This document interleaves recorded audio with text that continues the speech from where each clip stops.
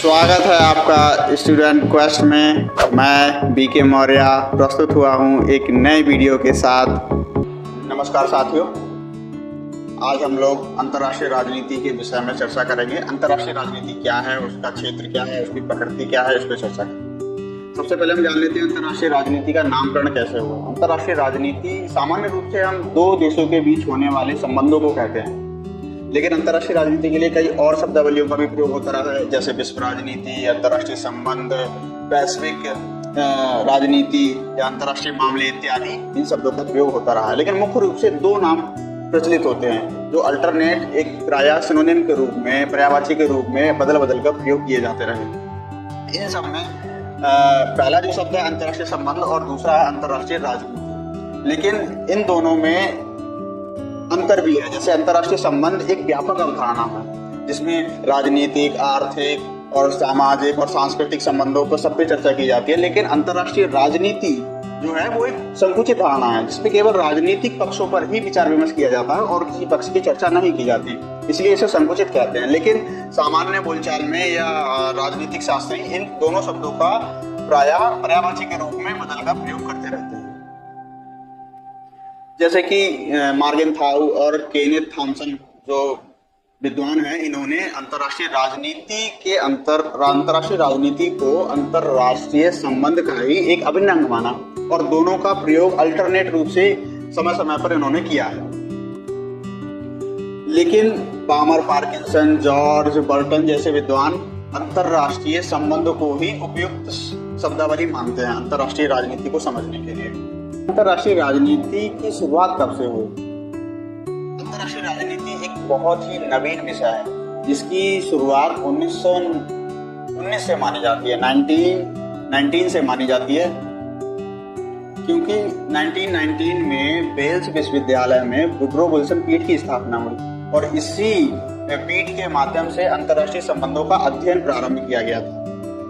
इससे पहले अंतर्राष्ट्रीय संबंधों का अध्ययन इतिहास के अंतर्गत किया जाता था और इसलिए जो वुड्रो विल्सन पीठ की स्थापना की गई थी, इसके पहले दो प्राचार्य इतिहासकार ही रहे हैं जिनका नाम है अल्फ्रेड जिमर्न और चार्ल्स बेबस्टर।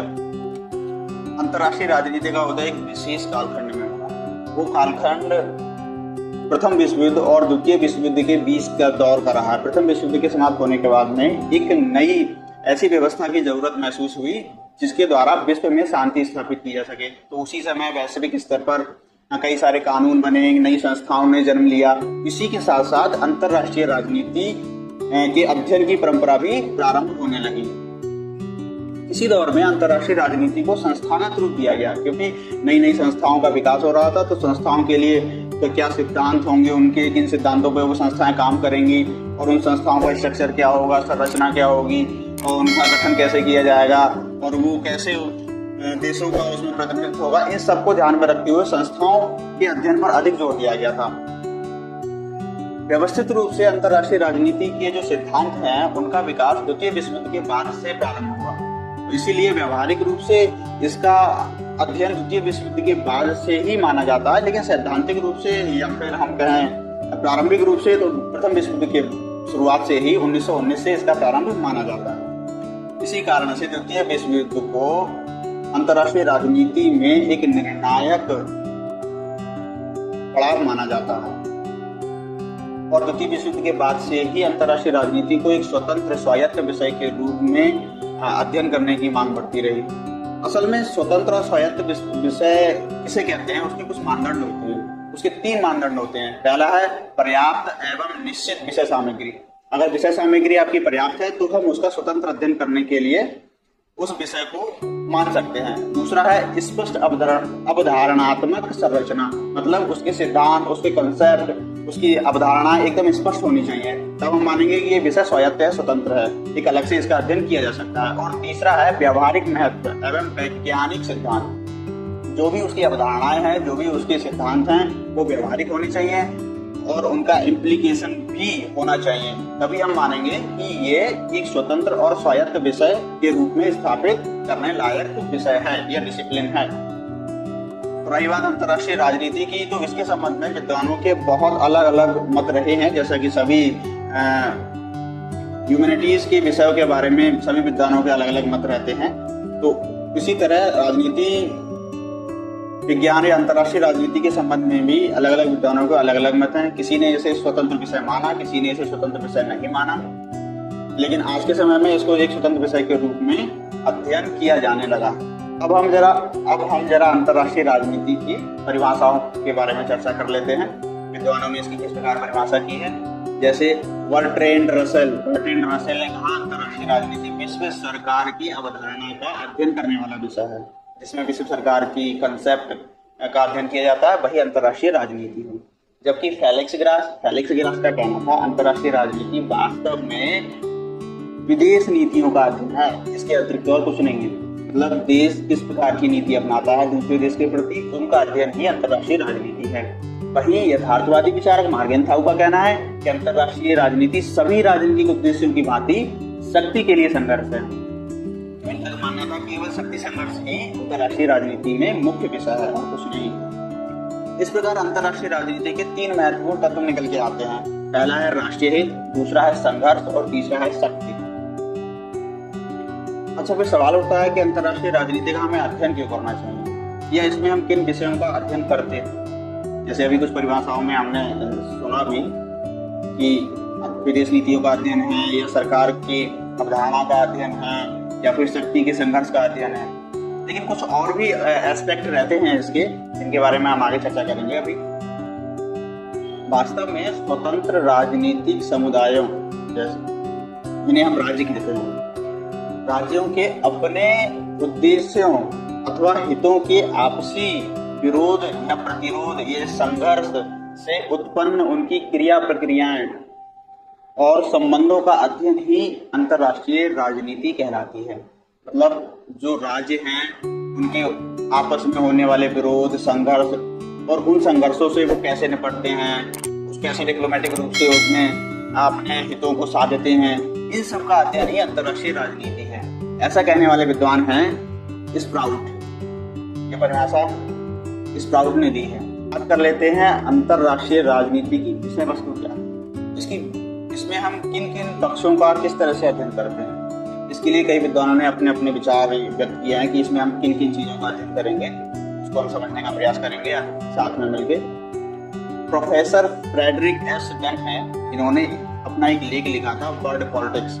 इसमें इन्होंने अंतर्राष्ट्रीय राजनीति के 5 विषय वस्तुओं को इंगित किया। उन्होंने बताया कि अंतर्राष्ट्रीय राजनीति में 5 विषय वस्तुएं हैं, हम इनका अध्ययन करते हैं, जो इस प्रकार हैं।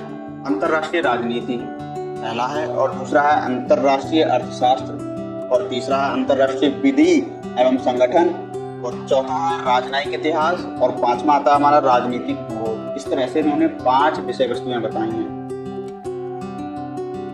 दोबारा सुन लेते हैं हम। अंतर्राष्ट्रीय राजनीति, अंतर्राष्ट्रीय अर्थशास्त्र, अंतर्राष्ट्रीय विधि एवं संगठन, और अंतर्राष्ट्रीय इतिहास और राजनयिक भूगोल। वहीं 1947 में एक विद्वान है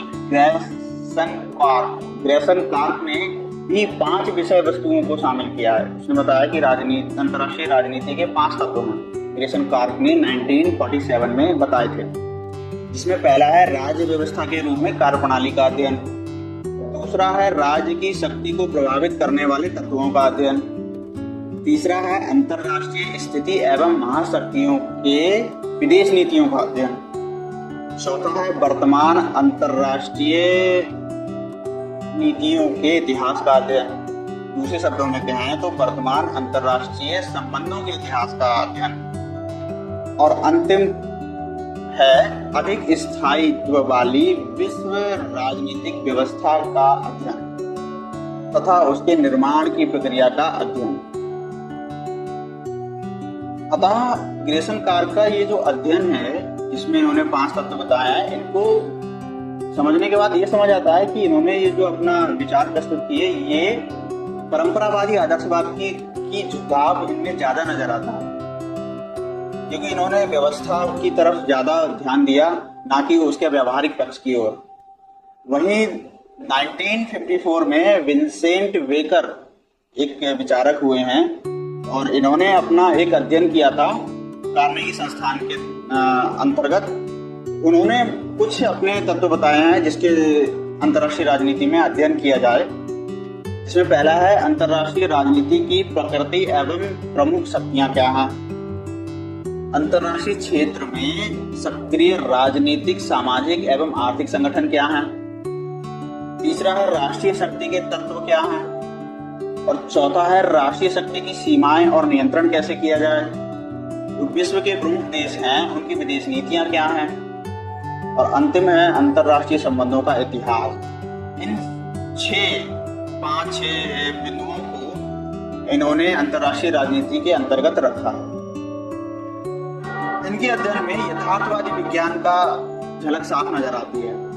एक महत्वपूर्ण बात यह भी है कि 1954 में ही यूनेस्को के द्वारा अंतर्राष्ट्रीय राजनीति को एक स्वतंत्र विज्ञान शाखा के रूप में मान्यता प्रदान कर दी गई थी।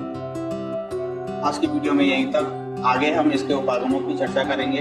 वीडियो देखने के लिए धन्यवाद। आप सभी लोग हमारे चैनल को लाइक करें, शेयर करें, सब्सक्राइब करें और हमारी वेबसाइट भी है gsmantra.in, उसको भी एक बार विजिट करें।